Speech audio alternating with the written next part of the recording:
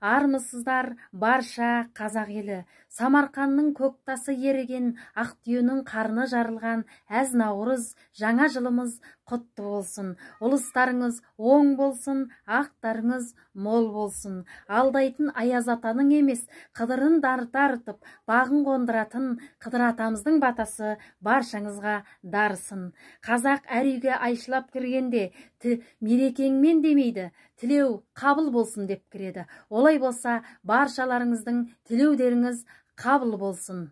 Жақсы тілектерін тілеп, төл мереке ретінде тойлайтын Наурыз мерекеміз құтты болсын.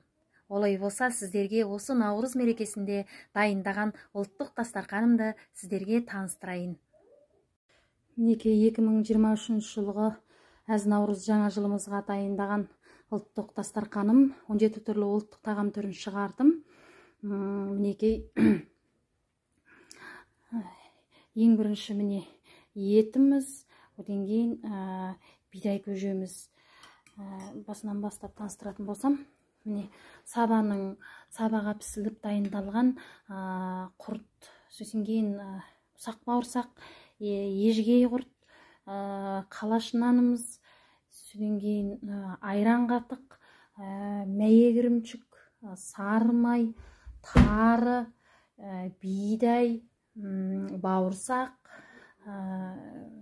мынау да сол қант салып жасаған тәтті құрт, сосын кейін жеңіт, қайнатылған құрт қатық тұз қосып жасап қойған. Содан кейін мынау міне қызыл ірімшігіміз, содан кейін талқан, осындай міне ұлттық тағам түрі барымыз. Міне етіміз, бидайымыз, бидай көжеміз, 7 түрлі дән қосып қайнаттым.